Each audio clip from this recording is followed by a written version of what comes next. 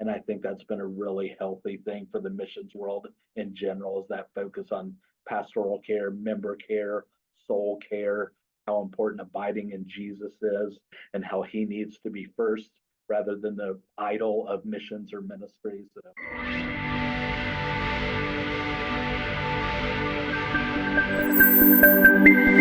Well, global missions is something we talk about on a regular basis here on Missions Today. And specifically, we spend a good amount of time talking about reaching the unreached. But what does that really mean? And does that mean you have to travel around the world to reach unreached people?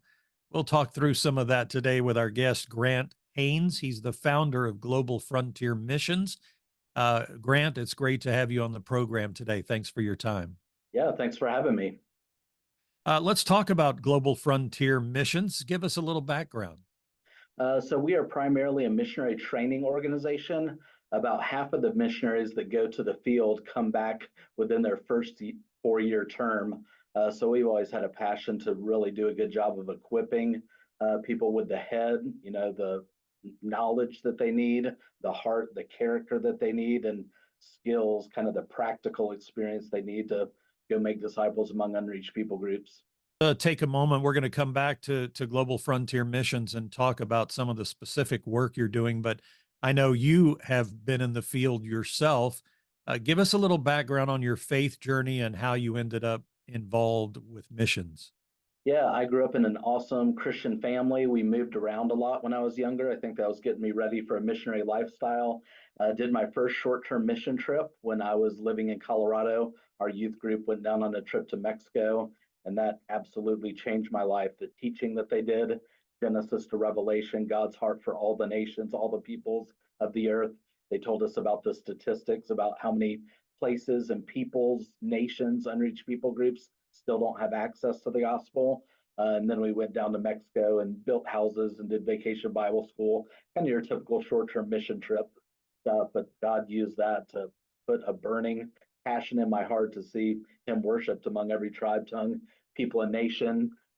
Ended up going to little school, John Brown University Bible School, getting some missions training, got some training with Youth with a Mission, and then ended up in southern Mexico, a place called Oaxaca.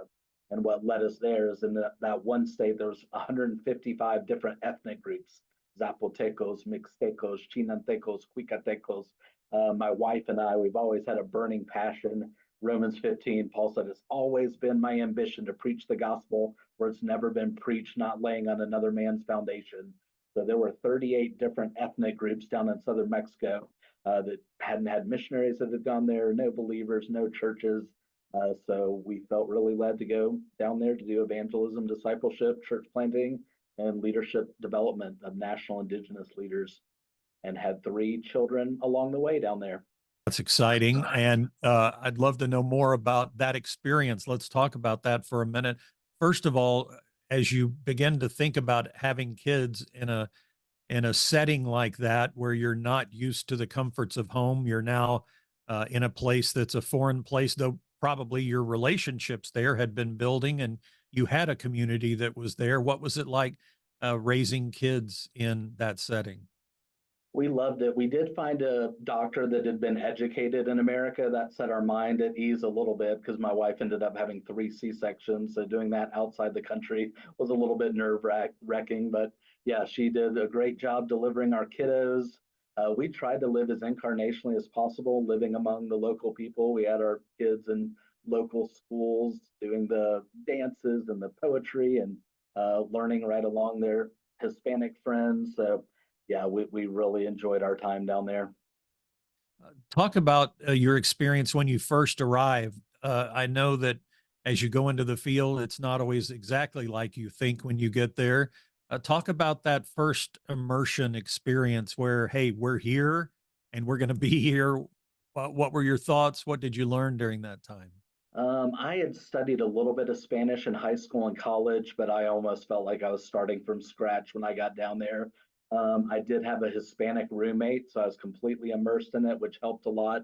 Our mentors down there, when they picked she was my girlfriend at that time, picked her up from the airport, and they dropped her off in a village for her first 3 weeks in the country. We had read an article about bonding to the local people, bonding to the nationals, and how you'll have a much better missions experience if you find your social needs met and really get imprinted in the local culture rather than immediately getting drawn to the expats and finding the McDonald's or the Pizza Hut. So yeah, she lived in the village for the first 3 weeks, and I think it was really good for us to get immersed right in the language and culture.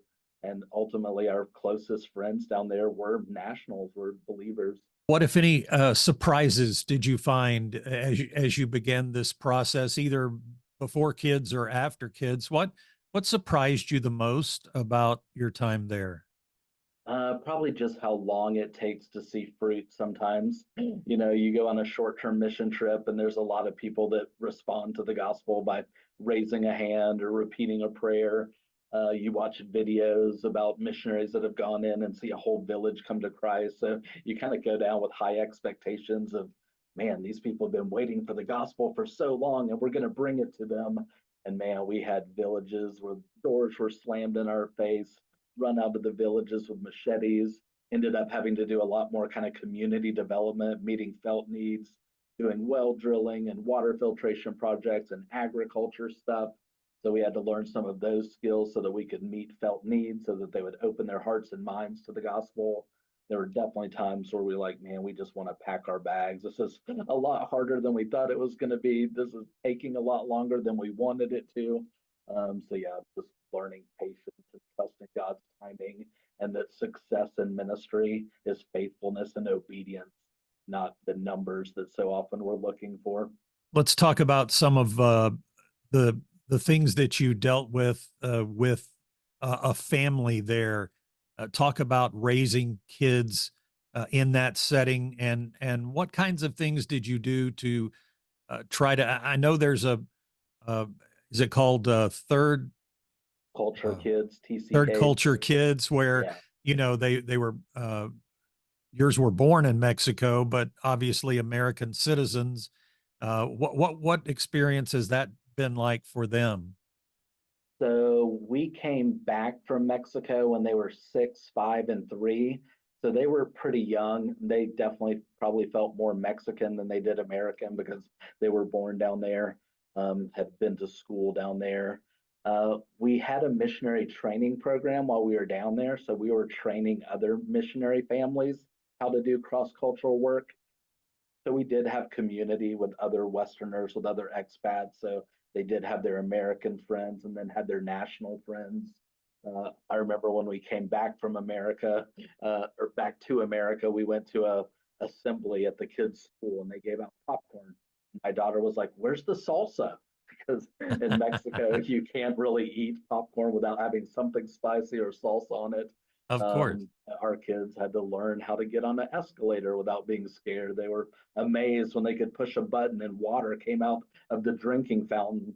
When a lot of the villages we were in, you know, you'd have to hike to the river and get water out of, you know, in buckets for washing your clothes or taking a 2 minute bucket shower or whatever. So there were definitely adjustments. You ever find a time there with your wife, again, before kids or after kids, where the circumstances were just so challenging, so difficult that you wondered what you were doing there? You thought about leaving? Yeah, definitely. There were times we wanted to pack our bags. We're like, are we really making any difference down here? We did have home churches that were really encouraging of the work that we were doing. And honestly, I mean, obviously, God's grace and peace, He gave us the endurance and staying power. But part of it was we knew how much of an encouragement we were to our financial supporters and our churches that were praying for us, being involved in the ministry. So that gave us staying power sometimes. But yeah, definitely times that were really difficult. When we first got married, we moved to kind of a smaller village and we're some of the only missionaries in the area. We never really had any mentors or people to help us figure out how to do marriage, much less marriage in a different culture with all the stressors that come along with that.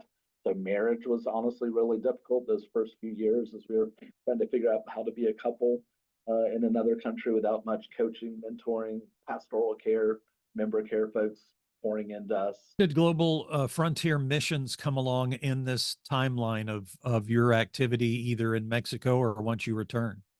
Yeah, so we were working with Youth with a Mission for a few years there, and then we branched off and started Global Frontier Missions. And it was just my wife and I for the first 2 years or so. And then as we started hosting short-term mission groups, like I said, medical teams, well drilling teams helped open doors into a lot of the more closed villages. And as people started coming on those short-term mission trips, they were like, I think I could see myself doing long-term missions. What do we do next? So we started doing summer internships for college kids and would bring like 12 college folks down, and they would shadow us and go alongside of us as we would minister into villages. They were starting to say, I think I could see myself doing long-term missions. I think God might be calling me to this. What's next? So then that morphed into a heart for missionary training. So we had a year-long program where people would come and live with us. We would do some classroom stuff and then go out into the villages and model community development, meeting felt needs, evangelism, discipleship, church planting, and then the ministry kind of grew from there. And how many people do you have engaged with Global Frontier now? So right now we've got a location in Atlanta, Georgia, where we focus on pre-field training. We've got a 5-month training program. We run one session from January to May, another one from August to December. They come in, they get training with us. We live in a real heavy refugee community, so it's a great place to get cross-cultural experience. We've got Iraqis and Syrians and Afghans, Bhutanese, Nepali, Somali, Ethiopia, Burundi. There's 65 countries that go to the high school that serve our little community. So it's a really fun place to get training and to do cross-cultural ministry for people that want to do this type of work in America, reaching out to unreached people groups, and especially for those that want to go overseas. So we've got a base in Atlanta. We've got a hub over in India as well for people that want to serve among the 2,000 unreached people groups in that country. We've got a program that lasts anywhere from 6 months to 18 months, where we walk alongside people, help them get language. And India could be a lot of different languages.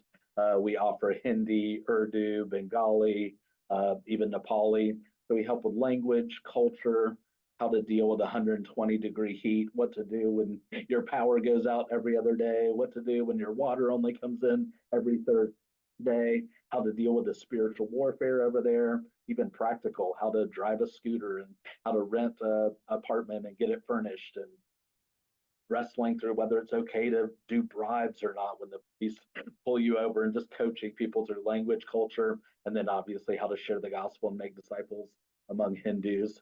And then we've got a location in Thailand as well that we just launched a month ago. So there's about 40 staff total between all those locations. Talk for a moment about the decision to form Global Frontier Missions. What was the impetus to say let's do this? Were there things you felt like you were missing or that you could provide that were not part of what you had been through before? What was it that got you to that point? Honestly, we just wanted to have a covering when we weren't a part of the Youth with a Mission base anymore. We were just sort of out on our own, and we didn't feel like that was wise. We think accountability is a good thing. We think having a covering is a good thing. Having people pray and encourage is a good thing. The practical, people want a tax write-off by giving to a nonprofit organization. So both our home churches decided to help put the board together and do the bylaws and get our 501c3 up and running. And we thought it would just be my wife and I. We almost called it Oaxaca Frontier Mission, just thinking it would be the two of us doing our things in the mountains of Mexico. And we're like, but what if God calls us somewhere else at some point? So we kind of expanded it and called it Global Frontier Missions. And then as the years have gone on, God's brought us more staff members, grown more, way beyond what we thought it would be. And now having, locations on 3 different countries, and we've been able to train 500 missionaries over the past 20 some odd years, and it's been a blessing to invest and pour into them, let them know all the mistakes that we made on the mission field to hopefully save them a little bit of heartache, and get them, just a little bit more prepared for serving overseas. But it's a blessing being able to get newsletters from all over the world of some of the people that we've discipled and equipped and prepared to go into some of the hardest and difficult closed places to the gospel. One of the things you've mentioned a couple of times today is the concept of missionary care. And I hear a lot about you even started with the comment about people leaving the field shortly after they get there. I believe part of that is this lack of missionary care, but it's so important. There happens to be a local church here in the Austin area where they've actually got a person on staff who does missions, but they've got someone that does mission care as part of their work. So I love to hear your thoughts on that and the importance of that for anybody considering any church, anybody considering missions. Yeah, so we do our pre-field training in Atlanta, which almost like preventative medicine or preventative care. Hey, here's what to expect when you go to the mission field, and normalize a lot of the experiences, the feelings, the emotions that they're going to have. So we try to give them the tools they need preventative medicine wise to be able to deal with team dynamics, the spiritual darkness in these places, lack of fruit, teach on a good theology of suffering. It's normal when you go through trials and difficulties, all those different things, tips on language learning. So that's the preventative pre-field before people go. But man, that ongoing care is so important. That's one of the reasons we started a base in India and Thailand, is to help them at least for those first 6 months to 18 months, holding their hands, giving them the care they need, setting them up for success so they don't leave the field within 2 years. Um, we train on this thing called like the sending triangle. And it's basically the missionary, the sending church, and then the missions organization.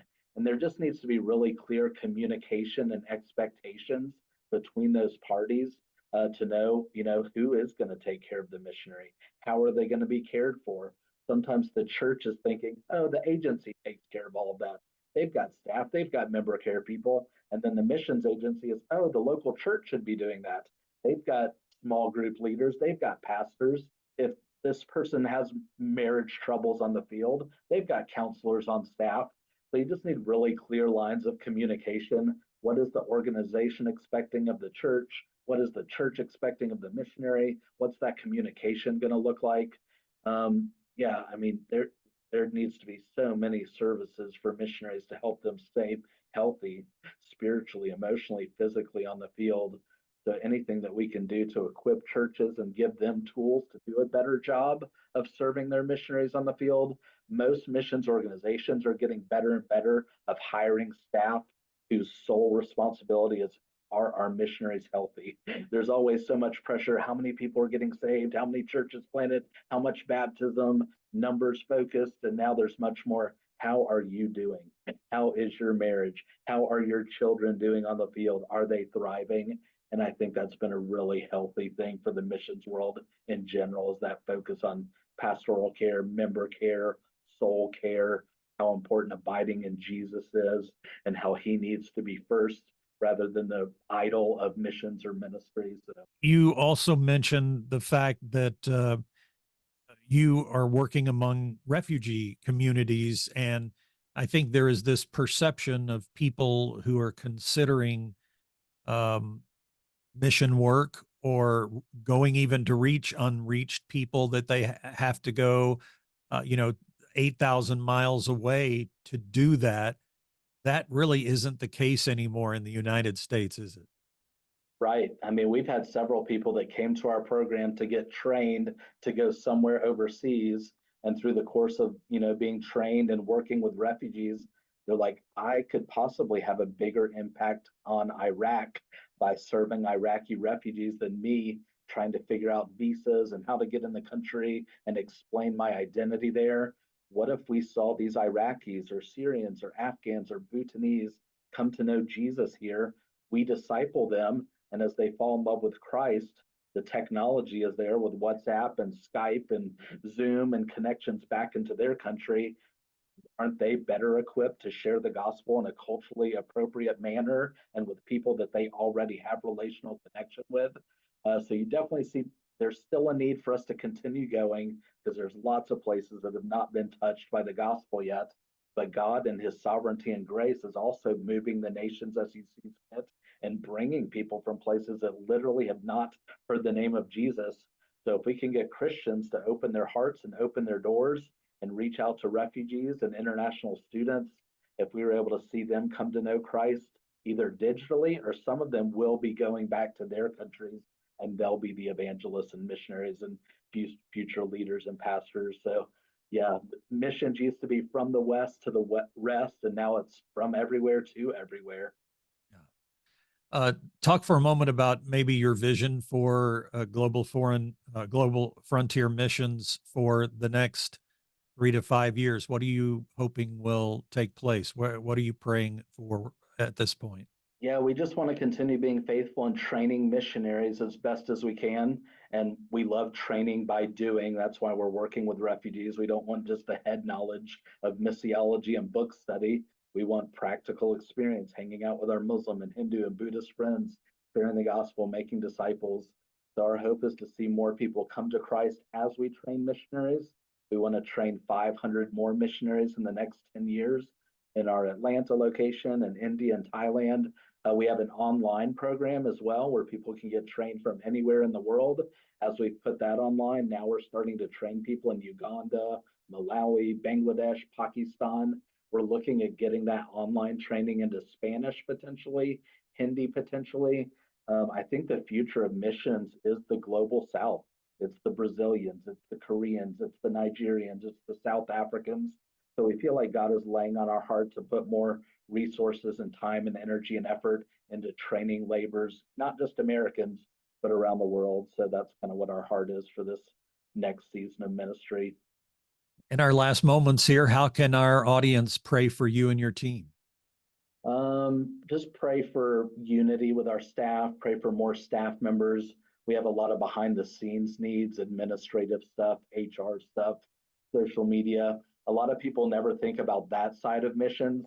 They think they need to be an extrovert, standing on the street corner preaching the gospel, or wearing a grass skirt, living in a hut in Papua New Guinea. That's like people's vision of missions.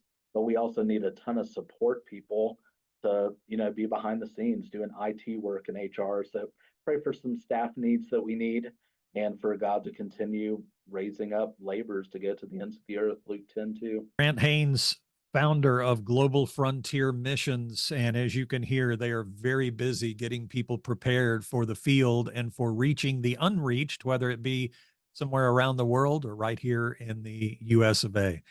Grant, thanks so much for your time. Great to meet you. Appreciate your sharing your story and the story of your organization with us today. Thanks for having me. I really enjoyed it.